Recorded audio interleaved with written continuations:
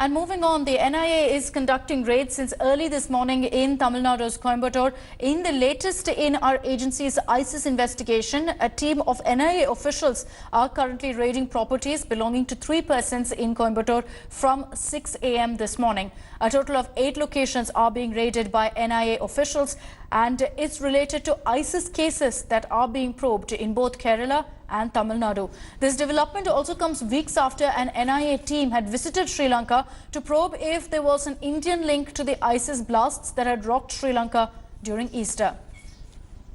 So those raids are still underway in several locations, almost 8 locations, but the focus really on 3 people is what we're being told. There's also a question mark on whether this is really linked to the investigation by the NIA into the Sri Lankan ISIS Easter attacks. Kamaljit Sandhu is joining us with details on this. Kamaljit, any statement that's come out from the NIA so far on these raids? Well, the NIA is quite tight-lipped about the raids which are being conducted at this point of time, but clearly the raids happen in the backdrop of NIA team going and visiting Sri Lanka. Remember, at that point of time also they had mentioned that the raids were because of 2 of their ISIS cases. But clearly there seems to be an ISIS link emerging with this Sri Lanka main mastermind, Zahran Hashim. What we've been told is that one of the accused, Mohammed Akruddin, he has a link, a Facebook connection. They were friends. That the accused were actually, at this point of time, because none of them are arrested, so we can't actually call them accused.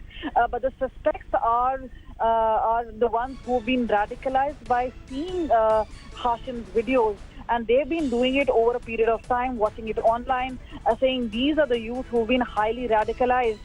So once the seizures are made, and remember, they will be collecting not just CDs and laptops and pen drives, they will be going through the history of the online data, what sort of sites they were visiting, because some of them are so radicalized, they were also said to be learning bomb-making material. But again, they'll have to connect the dots for that.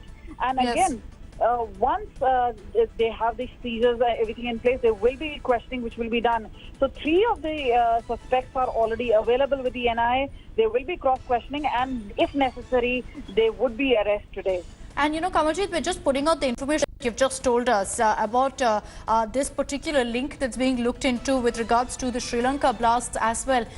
This is very, very important because these particular raids then, if linked to the Sri Lankan attacks, actually happened weeks after an NIA team was in Sri Lanka probing whether there is possibly an Indian link also.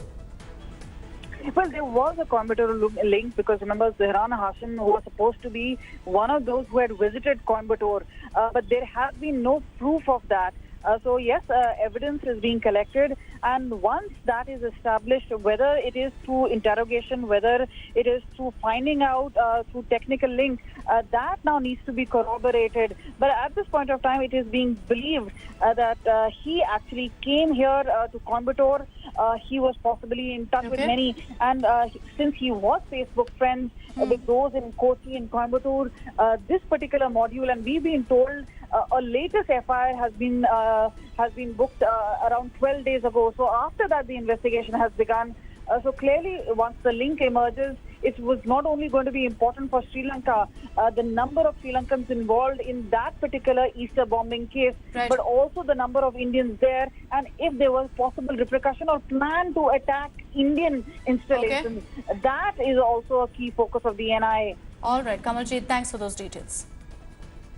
The overall air quality index has come to 316 and 320 in major areas of Delhi like Anand Vihar and Shadipur. But keeping that aside, there has been a favorable respite for Delhi Heights from the scorching sun and the severe heat wave condition that prevailed. But monsoon is set to be delayed as the monsoon hit the southern parts of the country, delaying by 1 to 3 days. So it's expected that the monsoon is likely to hit Delhi NCR by 3rd or 4th of July. But until then, we can expect a marginal respite, Akshata. All right, Prashasti, thanks for joining us with that update. So possibly some respite in the offing for Delhiites in particular, because the temperature at least will come down.